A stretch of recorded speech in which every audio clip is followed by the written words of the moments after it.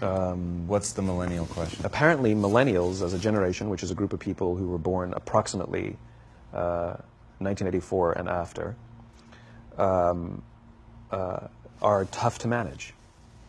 And they're accused of being entitled and narcissistic and self-interested, unfocused, lazy.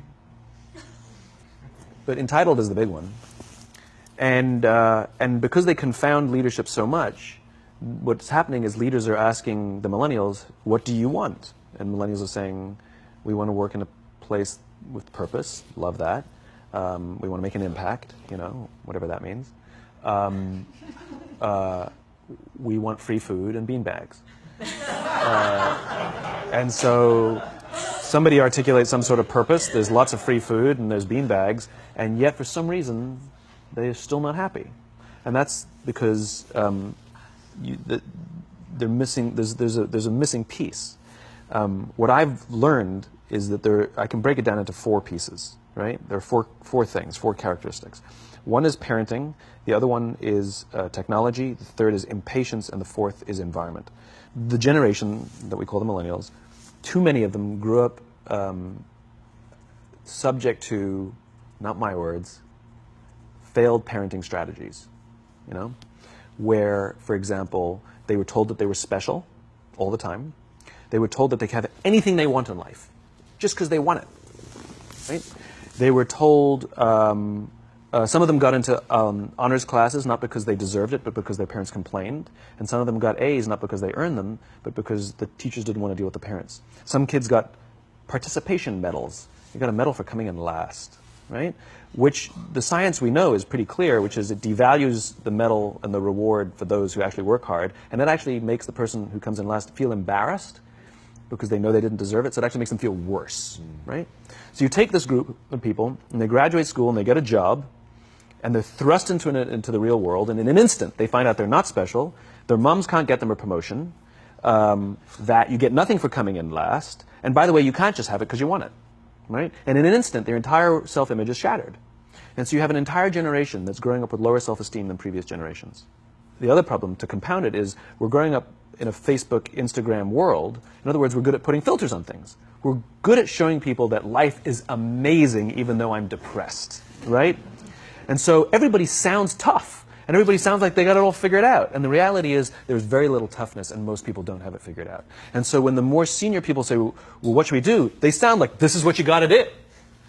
And they have no clue. Right? So you have an entire generation growing up with lower self-esteem than previous generations, right? Through no fault of their own. Through no fault of their own, right? They were dealt a bad hand, right? Now let's add in technology. We know that engagement with social media and our cell phones releases a chemical called dopamine. That's why when you get a text, it feels good, right? So, you know, we've all had it where you're feeling a little bit down or feeling a bit lonely, and so you send out 10 texts to 10 friends, you know, hi, hi, hi, hi, hi, because it feels good when you get a response, right? Right? It's why we count the likes. It's why we go back 10 times to see if my Instagram is growing slower, did I do something wrong? Do they not like me anymore, right? The trauma for young kids to be unfriended, right? Because we know when you get a hit of dopamine, which feels good. It's why we like it. It's why we keep going back to it. Dopamine is the exact same chemical that makes us feel good when we smoke, when we drink, and when we gamble. In other words, it's highly, highly addictive. Right? We have age restrictions on smoking, gambling, and alcohol, and we have no age restrictions on social media and cell phones, which is the equivalent of opening up the liquor cabinet and saying to our teenagers, hey, by the way, this adolescence thing, if it gets you down. But that's basically what's happening. That's basically what's happening, right? That's basically what happened. You have an entire generation that has access to an addictive, numbing chemical called dopamine through social media and cell phones as they're going through the high stress of adolescence. Why is this important? Almost every alcoholic discovered alcohol when they were teenagers. When we're very, very young, the only approval we need is the approval of our parents. And as we go through adolescence, we make this transition where we now need the approval of our peers. Very frustrating for our parents, very important for us. It allows us to acculturate outside of our immediate families into the broader tribe, right? It's a highly, highly stressful and anxious period of our lives, and we're supposed to learn to rely on our friends. Some people, quite by accident, discover alcohol and numbing effects of dopamine to help them cope with the stresses and anxieties of adolescence. Unfortunately, that becomes hardwired in their brains, and for the rest of their lives, when they suffer significant stress, they will not turn to a person, they will turn to the bottle. Social stress, financial stress, career stress, that's pretty much the primary reasons why an alcoholic drinks, right? What's happening is, because we're allowing unfettered access to these dopamine-producing devices and media, basically it's becoming hardwired, and what we're seeing is, as they grow older, too many kids don't know how to form deep, meaningful relationships. Their words, not mine. They will admit that many of their friendships are superficial.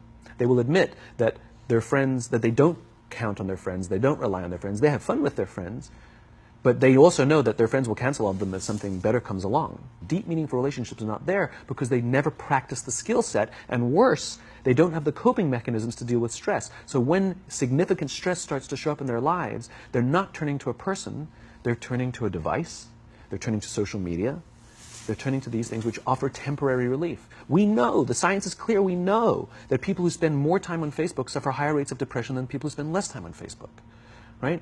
These things balanced. Alcohol is not bad, too much alcohol is bad. Gambling is fun, too much gambling is dangerous, right? There's nothing wrong with social media and cell phones. It's the imbalance, right? If you're sitting at dinner with your friends and you're texting somebody who's not there, that's a problem. That's an addiction.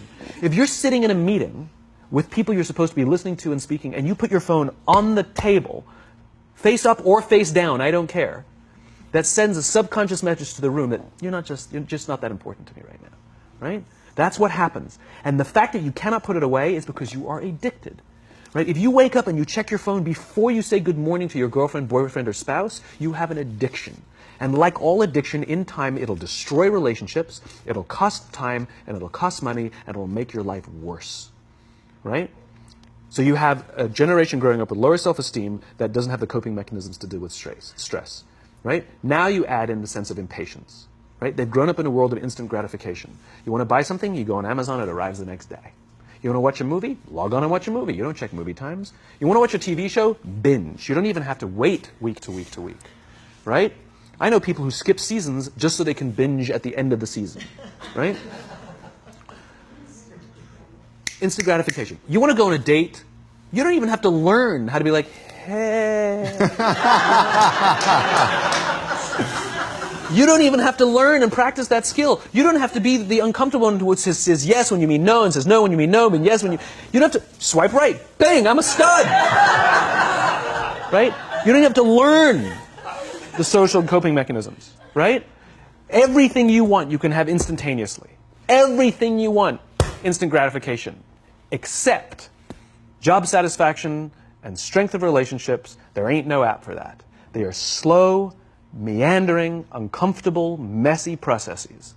And so I keep meeting these wonderful, fantastic, idealistic, hardworking, smart kids. They've just graduated school. They're in their entry-level job. I sit down with them and I go, how's it going? They go, I think I'm going to quit. I'm like, why? They're like, I'm not making an impact. I'm like, you've been here 8 months. You know? It's as if they're standing at the foot of a mountain, and they have this abstract concept called impact that they want to have in the world, which is the summit. What they don't see is the mountain. I don't care if you go up the mountain quickly or slowly, but there's still a mountain. And so what this young generation needs to learn is patience. That some things that really, really matter, like love, or job fulfillment, joy, love of life, self-confidence, a skill set, any of these things, all of these things take time. Sometimes you can expedite pieces of it, but the overall journey is arduous and long and difficult. And if you don't ask for help and learn that skill set, you will fall off the mountain, or you will, the worst case scenario, and we're already seeing it, the worst case scenario is we're seeing an increase in suicide rates, we're seeing an increase in this generation, we're seeing an increase in accidental deaths due to drug overdoses, we're seeing more and more kids drop out of school or take leaves of absence due to depression. Unheard of. These are all, this is really bad. The best case scenario, those are all bad cases, right? The best case scenario is you'll have an entire population growing up and going through life and just never really finding joy. They'll never really find deep fulfillment in work or in life. They'll just waft through life, and it'll be just, it's fine. How's your job? It's fine. It's the same as yesterday. How's your relationship? It's fine. Like that's the best case scenario, which leads me to the fourth point, which is environment, which is we're taking this amazing group of young, fantastic kids who were just dealt a bad hand. It's no fault of their own. And we put them in corporate environments that care more about the numbers than they do about the kids. They care more about the short-term gains than the long-term life of this young human being. We care more about the year than the lifetime, right? And so we are putting them in corporate environments that aren't helping them build their confidence, that aren't helping them learn the skills of cooperation, that aren't helping them overcome the challenges of a digital world and finding more balance, that isn't helping them overcome the need to have instant gratification and teach them the joys and impact and the fulfillment you get from working hard on something for a long time that cannot be done in a month or even in a year. And so we're thrusting to them in corporate environments, and the worst part about it is they think it's them. They blame themselves. They think it's them who can't deal. And so it makes it all worse. It's not. I'm here to tell them it's not them.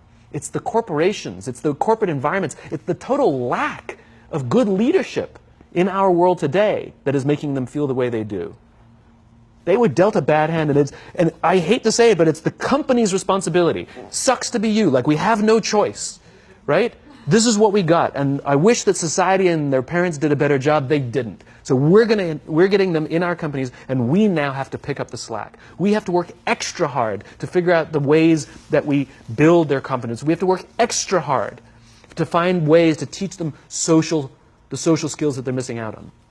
There should be no cell phones in conference rooms. None. Zero. And I don't mean the kind of like sitting outside waiting to text. I mean like when you're sitting and waiting for a meeting to start, this is what we all do. We all sit here and wait for the meeting to start. Meeting starting? Okay. And we start the meeting. No, that's not how relationships are formed. Remember we talked about it's the little things? Relationships are formed this way. We're waiting for a meeting to start and we go, how's your dad? I heard he was in the hospital. Oh, he's really good. Thanks for asking. He's actually at home now. Oh, I'm really glad. That was really amazing. I know, it was really scary for a while. That's how you form relationships. Hey, did you ever get that report done? Oh my God, no, I didn't. I'll help you out. Can I help you out with that? Really? That's how trust forms. Trust doesn't form in an event, in a day. Even bad times don't form trust immediately. It's the slow, steady consistency. And we have to create mechanisms where we allow for those little innocuous interactions to happen. But when we allow cell phones in conference rooms, we just, okay, have the meeting. And then my favorite is like when there's a cell phone there and you go like this, you go.